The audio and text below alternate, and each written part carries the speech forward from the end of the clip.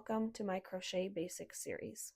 In this series, I'll be going over a variety of different things needed to be known in order to master crochet. All of these will be beginner friendly with very slow, simple, easy tutorials. Today, I will be showing you the number one thing you need to know before learning crochet, and that is how to create a slip knot and chain. Once you have mastered this, you can move on to start actually learning different stitches, which I will be going over in other videos. I will be showing you how to do that slip knot and chain in 3 different types of yarn so you can get an idea of what it will look like. I will also be using a variety of different hooks so you can gain an understanding of how to use your hooks. I have right here a basic acrylic yarn, a cotton yarn, and a blanket yarn. I highly recommend learning your label on each yarn. It will always come with a variety of different information, such as specific hooks that you can attempt to use, the weight of the yarn, and then also how to clean it. So with our acrylic yarn, I will be starting with, I'm actually going to just use a 5mm hook. I typically use that for most of my medium weight yarns. Feel free to use whatever you feel more comfortable with. The bigger the hook, the more loose the stitches will be, versus the smaller the hook, the tighter the stitches will be. So again, I will be taking my 5mm hook right here and starting with my yarn. I do wind my own yarn, which if you're interested in learning about yarn winders, go head on over to that video. To start, we need to make a slip knot. There are a variety of different ways of making a slip knot. This is my tried and true method.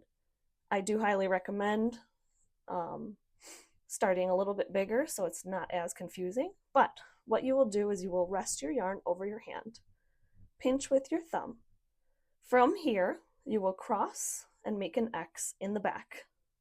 Then flip over, and I will kind of just hold that yarn right there with that thumb.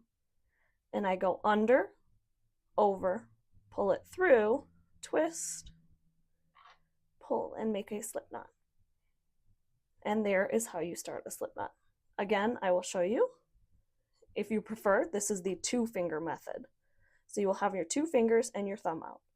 You will hold the yarn to your middle finger.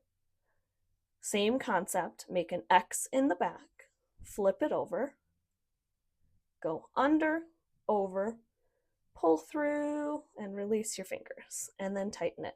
And then you can take your loose end and pull it as you need. From here, you can start your chains. A chain is super easy. I like to hold my yarn like so. I loop my excess yarn here, and I will just hold the tail end right here. This is called a tail end.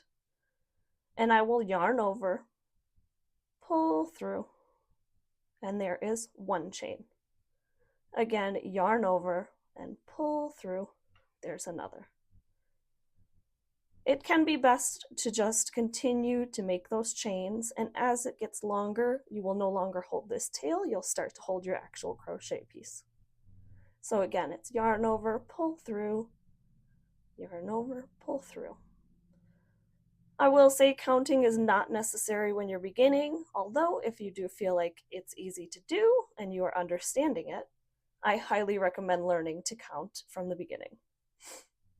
And essentially, you can get a little bit faster, like so. And right there, I have a crochet chain. All right, now we're on to a cotton yarn. I will show you how a chain looks with this cotton yarn.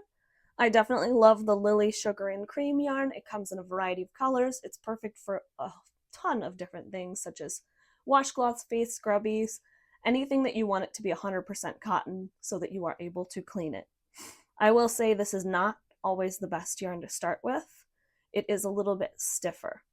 Although if you do start with it, sometimes that means that you'll just have an easier time in the future. So, like I said on the back, here's another example of your description back here. So this one is a little bit different. It is still that medium weight, much like our Red Heart Super Saver. It is medium, just like the Red Heart, but this one calls for a different size hook. Let me get it to focus. This one calls for a 5mm, whereas our Red Heart was also a medium and it called for a 5.5. So for this one, I will use my 5mm crochet hook, and it also has all the information on how to wash with it. It is 100% cotton. I won't be using the yellow, I will actually be using the orange yarn, but it is the same exact brand and everything. So from here, I will take my orange yarn, unravel it a bit, and I will do the same thing that I had done with my 5mm hook. Again, you can use a bigger hook, it will just result in larger stitches, or you can use a smaller hook, which will result in smaller stitches. I just don't recommend bumping down too much where it would be too tight or too loose. Same thing, we will be doing a slip knot.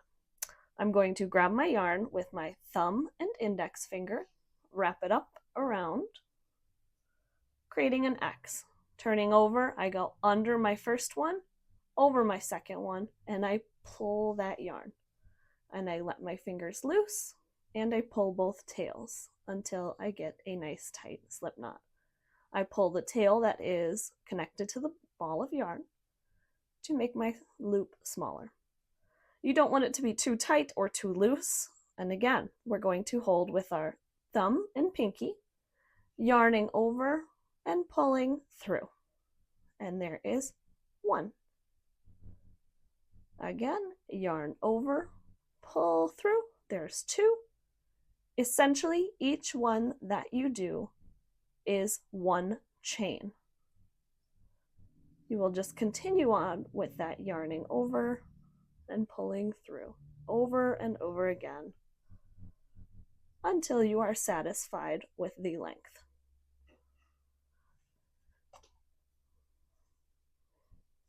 And there. One thing that is very different from an acrylic yarn to a cotton yarn is acrylic yarn will kind of have more of a fuzzy type look, whereas a cotton yarn, it is more stiff looking. It does not have that like fuzzy look. When looking at this chain, if you're looking closely, you'll kind of see what looks like a little teardrop loop. That is essentially each stitch. So right here I have 1, 2, 3, 4, 5, 6, 7, 8, 9, 10, 11, 12, 13, and then 14 at the very end. So that's what you're kind of looking for, is that teardrop type loop. Now we will be working with our plush yarn.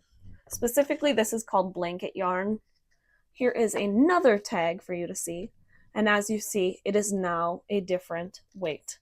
This one is a super bulky, which is different from what we had used with our cotton and our acrylic yarn, which was a weight of 4. Obviously, the bigger the yarn, the higher this number will be for it. And then the smaller the number, the thinner the yarn. On here, we see that it requires an 8mm crochet hook. Again, using a larger hook will result in larger stitches. A smaller hook will result in smaller stitches.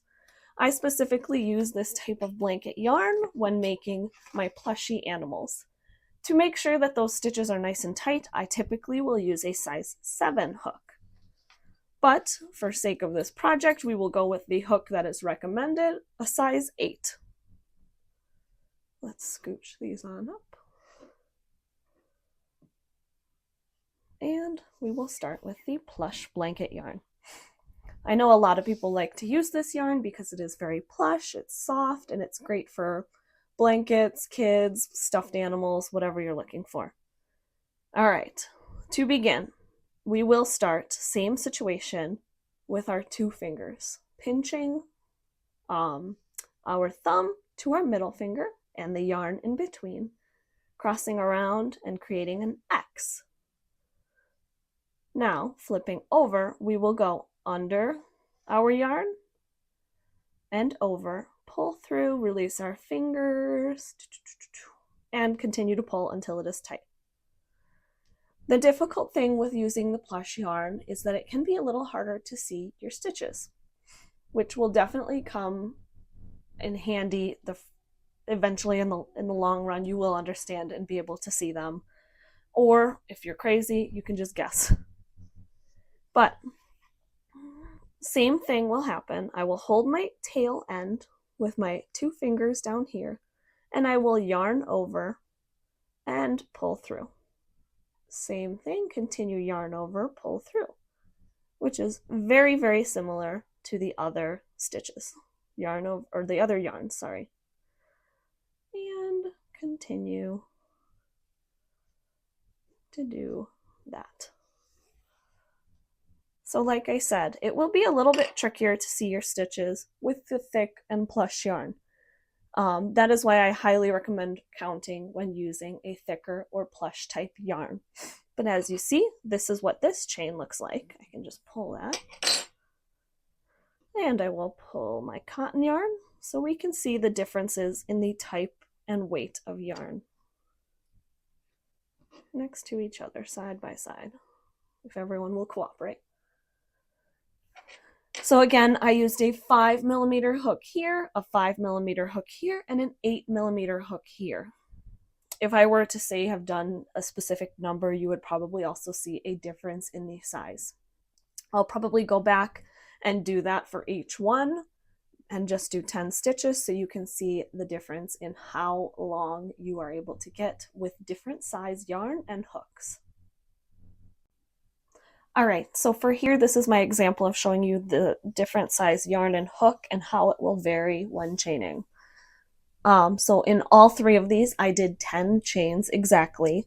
And as you see, they are different. This is a different length compared to these 2 because I did use a same size hook for these 2. And this one, if you hold it butt to butt, essentially, you will see the top 2 are the same exact length, whereas this bottom one is slightly longer over here. Don't forget to stay crafty and stay adventurous. I hope to see you soon. Bye.